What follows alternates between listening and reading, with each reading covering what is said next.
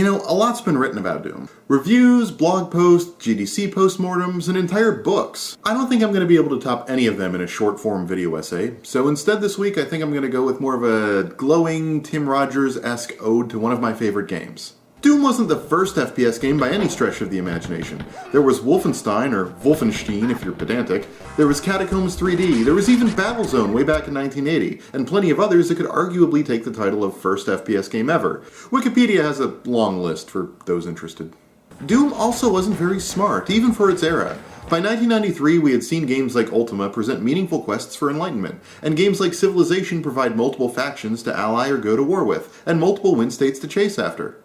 In the review of the game in 1994, Edge stated if only you could talk to these creatures, then perhaps you could try and make friends with them, form alliances. Now that would be interesting. The idea of a game where you just run around and shoot people was old hat, even 20 years ago. It also got its name from, of all things, a Tom Cruise movie about pool sharking. I mean, it's an appropriate enough name, don't get me wrong, but it's just a really weird place to pull a name for a game about shooting space demons. What you got in there? In here?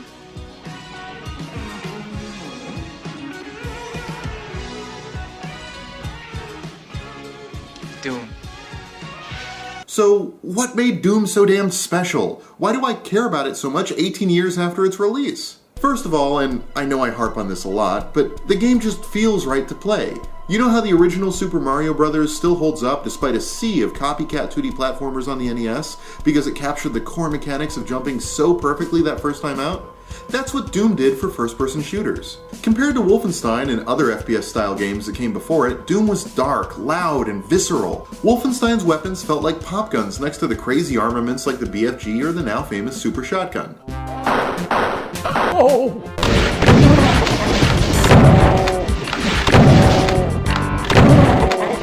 All of them had a kick and punch to them that helped emphasize the power part of this sophomoric empowerment fantasy. The game was also incredibly fast. Play Doom for a few hours and then load up any modern shooter. You'll be shocked at how slowly your character moves in comparison. A lot of this has to do with the fact that Doom was designed around projectile avoidance and circle strafing to enable skilled players to avoid most if not all damage, where modern shooters are more about using cover to avoid a certain density of damage per second, but I digress. The point is that the game empowered the player not only through meaty combat mechanics, but incredibly fast and tight movement mechanics that made playing it as much ballet as bare-knuckle brawl. It had rooms just recognizable enough to let your mind run wild with what they could really represent, but also low fidelity enough to support the nightmare landscapes they would often open up into without skipping a beat. You know how darkness and cinematography can be used to make a scene more creepy in a movie by letting you not see the monster? The low visual fidelity adds something similar here, letting your imagination arrive at conclusions about your environment, your enemies, and what they've been doing that are far more terrifying than anything the developers could have explicitly made. It's why, even though the game's engine is almost 20 years old, that the Ghouls Forest 3 mod can still be terrifying.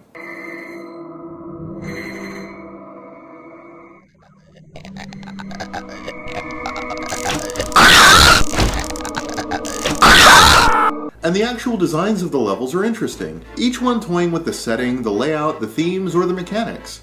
Dead Simple has a tight, symmetrical layout that tested your mettle against Mancubi in close quarters. Gotcha featured a fight between a cyber demon and a spider mastermind and is arguably a rare set-piece moment in Doom's design. Some levels were mazes, others were coliseums. Some levels featured one type of ammunition more heavily than others, forcing you to limit your approach. Some levels toyed with different combinations of monsters and items, like tricks and traps, where a cyber demon and a room full of Hell Knights waited for you with an invulnerability sphere to even the odds. My point is that the game worked. The level design was creative and playful and emphasized the mechanics, and the mechanics were simple and easy to get into, but still provided a fair degree of strategizing and skill. And all of that's really cool! But really, as I grow older, I find the reason I love the game so much is because it's a type of game we don't see much anymore, at least not by major studios. And no, I don't mean first-person shooters. I mean it's a personal labor of love by those who developed it. Not that developers working on modern games don't care about their projects. Believe me, when you're working 60 to 80 hours a week to shove a game out the door, knowing that upon release your continued employment is dependent on the game's sales numbers, some part of you has to make that personal. But these days you're part of a 200-man team, and every art asset or game mechanic has an entire content creation pipeline behind it, with countless hands touching your work and signing off on it after the fact. Look at Rage, whose core development and voice acting credits amount to around 165 people if Moby Games is to be believed. And that's not including the dozens and dozens of Bethesda marketing, business, legal, community management, distribution, localization, and QA staff that also had a hand in the game's production. It may have only been 20 years, but the staffs of game design studios are literally an order of magnitude larger than they were when Doom was created. And this matters because when you play Doom, you get a really strong feel for the guys who made the game. A group of 20-somethings and one 38-year-old in the early 90s, with an interest in D&D, science fiction, heavy metal music, and action movies, all skewed by an early 90s Gen X sense of nihilism. Doom is a product of their age and their interests, and even their sense of humor. When the dead must kill me, John Romero. For starters, just look at the logo. The boxy yet slightly serifed lettering is reminiscent of AC/DC's logo, but the elongated letters at either end reflect the lettering used by Metallica. And even the cover of the game harkens back to death metal album covers. The demonic imagery, the violence, the nightmarish dreamscape, it fits in perfectly with any number of hard rock covers released well before the game's production. And as long as we're on the subject of musical influences, I couldn't let the music itself go by without comment. Now, I'm not the first to compare Doom's music to its inspirations, but since I'm late to the YouTube party here, I figured I'd link to a bunch of other people who have gotten there first and basically done my research for me. If you want to see more in-depth comparisons of Doom music to their inspirations, click any of these.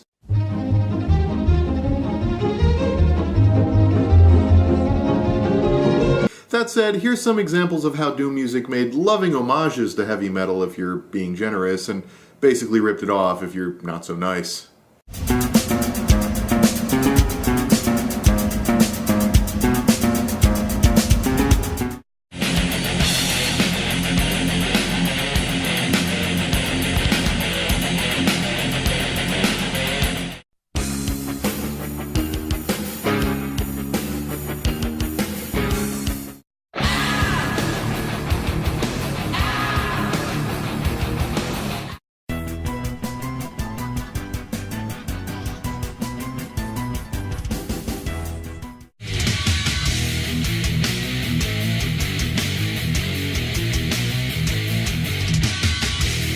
The story, such as it is, invokes H.P. Lovecraft. A team of scientists on Mars find an ancient alien artifact and it starts spewing out evil beings.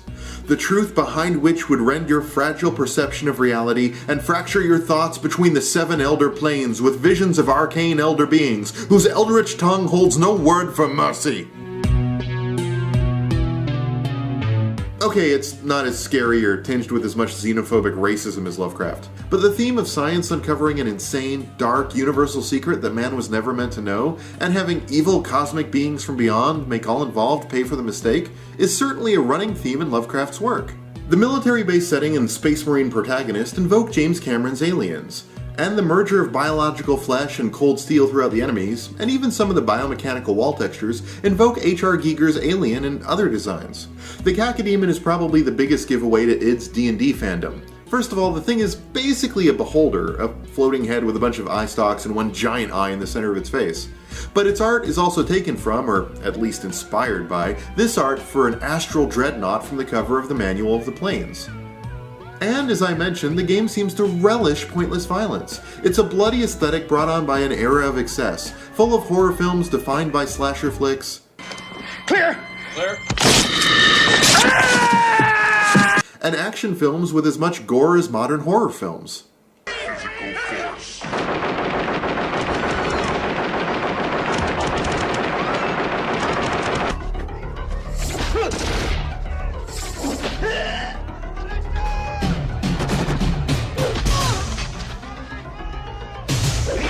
All of these things, the heavy metal music, the sci-fi horror setting, the pointless violence and excess, it all permeates every inch of the game. Now go back and look at Rage. The weird thing here is that it still feels like everyone had a say, but everyone's say is extremely limited or compromised. The result is a game whose influences are all either superficial or muted by the 30 other influences, voices, and inspirations that drive the game.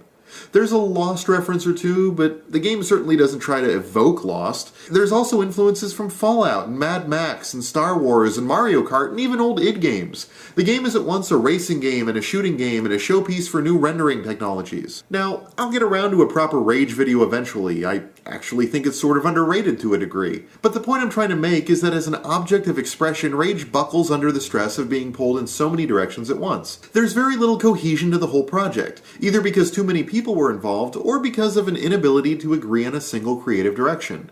By contrast, Doom's vision was so laser-focused that it actually caused Tom Hall to leave when he realized the company wasn't willing to include most of his ideas. Well, that and throwing away months of his work and ignoring his pleas for a lighter tone on the next game that it made, and then asking him to resign when he became disgruntled. Yeah, that kind of sucks. The point is that id didn't make Doom because shooters were big that year and they needed to hit quarterly expectations by achieving maximum penetration in target demographics. They made Doom because it was the game these 10 or so guys had inside of them. Really, Doom has more in common with the indie games of today than it does with the modern first-person shooter, despite the mechanical similarities. Look at how you get a sense of who Edmund McMillen and Tommy Refenes are by playing Super Meat Boy, the sorts of games they like, their sadistic and scatological sense of humor, their technical proficiency and attention to detail. Or look at the way Viva Viva Viva V and the rest of Terry Kavanaugh's oeuvre convey his sense of nostalgia for early C64 and Amiga titles through carefully selected and manipulated visual styles. One of the strongest features of indie games, well, most indie games, is that they're such personal projects that they can't help but be infused with a bit of their creators. When I play Doom, I don't just see a game about blasting hell fiends with shotguns, or even a finely balanced, well-paced, beautifully crafted action game. Although it is both of those things. I see a bunch of 20-something kids in jeans and t-shirts, hunched over their computer terminals in the office at 3 a.m., while Metallica and Judas Priest blare out a stereo in the corner. I see late-night D&D games buried in pizza and soda cans, and high school readings of Lovecraft and teenage viewings of James Cameron's Aliens made manifest.